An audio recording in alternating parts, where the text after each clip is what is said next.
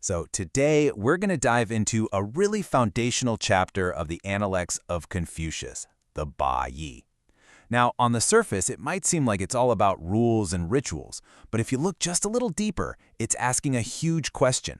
What's the invisible grammar that holds a whole society together? And, more importantly, what happens when that grammar starts to fall apart? The chapter just explodes right out of the gate with this thunderclap of a quote. Confucius is absolutely livid. He sees this powerful family, the Zhai family, putting on a performance with 8 rows of dancers in their own private courtyard. And to him, this is just an unthinkable outrage. And you got to ask yourself, right? Why? Why would a dance get him so worked up? It's just some entertainment, isn't it? Well, for Confucius, this had nothing to do with the performance itself. It was a symptom of something much deeper, a really dangerous sickness spreading through society. So, what was it about this dance that was so intolerable? To really get why Confucius was so furious, we have to wrap our heads around one of the most important ideas in his entire philosophy. And that idea is Li. Now, Li isn't just about, having good manners. It's the sacred rule book, the very grammar of society. See, in the Zhou dynasty, which Confucius deeply admired, an 8-row dance was a massive ritual. It was reserved only for the emperor, the son of heaven. The Ji family, they were just ministers. They were only entitled to 4 rows. So by using 8, they weren't just showing off their wealth. They were symbolically spitting in the face of the emperor's authority. This was so much more than just bad taste. It was a public statement that they didn't respect their place in the world. And for Confucius, that's terrifying. Because when powerful people start ignoring the rules that are supposed to bind everybody, the whole system just starts to crumble. This was the first domino to fall on the path to chaos.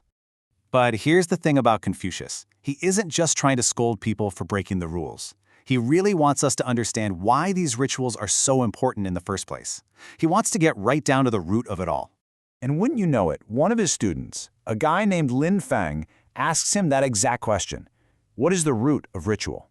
And Confucius is absolutely thrilled. See, this shows he wasn't demanding blind obedience. He wanted people to think, to really get the why behind their actions. And his answer?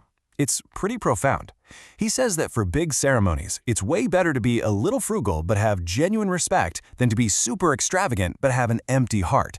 And for mourning, what matters is real, true grief, not just putting on a perfect show. The main point is crystal clear. The feeling inside, the sincerity of your heart, that has to come first. Okay, so this brings us right to the heart of the matter. If Li, or ritual, is the body of a healthy society, then what's its soul? Well, Confucius has a name for that too.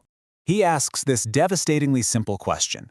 If a person isn't Ren, if they're not truly benevolent inside, then what is the point of all these rituals? What's the point of all this beautiful music? It all just becomes an empty, meaningless performance, a total sham. Ren is that fundamental human goodness. It's the empathy, the compassion that we feel for other people. And for Confucius, this isn't just some nice-to-have feeling. Oh no. It is the absolute, non-negotiable bedrock for a moral life and for a society that actually works. So here's how you can think about the relationship between these two big ideas. Ren is like the internal source code, and Li, the rituals, the music, the propriety, that's the external program that the code runs. You have to have that authentic inner feeling of benevolence first. Only then do all the outer actions have any real meaning or power. Confucius actually uses this beautiful analogy to explain it. One of his students asks him about a line of poetry, and Confucius replies, "Painting is done on a plain white background." And the student immediately gets it. That plain white background, that's Ren. That's your fundamental human goodness. It has to be there before you can start applying all the beautiful colors and patterns of Li, of ritual. So how does all this big philosophy actually play out in the real world? Well, Confucius gives us a great example by looking at something as simple as competition. This paints such a vivid picture of the Confucian ideal, the junzi or gentleman. They don't go looking for fights, but if a contest is unavoidable, like in archery, the whole thing is completely transformed by Li. The archers bow to each other, they let each other go first, and when it's all over, they share a drink together, no matter who won or lost. The ritual completely changes what the competition is about. It's not about winning at all costs anymore. It's about showing respect, showing humility, and building community. The process, how you behave, becomes so much more important than the final score. This is Ren being expressed perfectly through Li. All right, so all of these ideas about ritual, about benevolence, about how to conduct yourself, it all leads Confucius to make this huge, sweeping statement about civilization itself. And this is his ultimate declaration. He looks at the whole sweep of Chinese history, at the dynasties that came before, and he points to the Zhao dynasty as the absolute peak. Its culture, he says, is splendid. I follow the Zhao. It's a powerful commitment. Now, let's be clear. This wasn't just Confucius getting misty-eyed about the good old days. Not at all. For him, the early Zhou dynasty was the moment when everything we've been talking about came together perfectly. It was a time when that inner virtue, Ren, was expressed flawlessly through the outer forms of Li.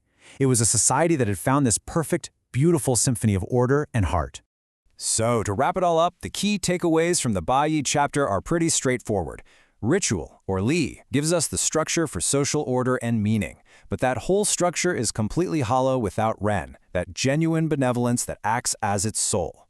The inner feeling always has to come before the outer action, and the ultimate goal, both for us as individuals and for our civilization, is to create that perfect harmony between our inner heart and our outer form. And that really leaves us with a big question to think about, doesn't it? Confucius was worried about a world where the forms had become empty of feeling. In our own fast-paced, often informal world, what are our modern rituals? In our families, at our jobs, in our communities. What are the practices that can give structure to and express our shared humanity? It's a question I think the master would have called a great one indeed. Thanks for tuning in.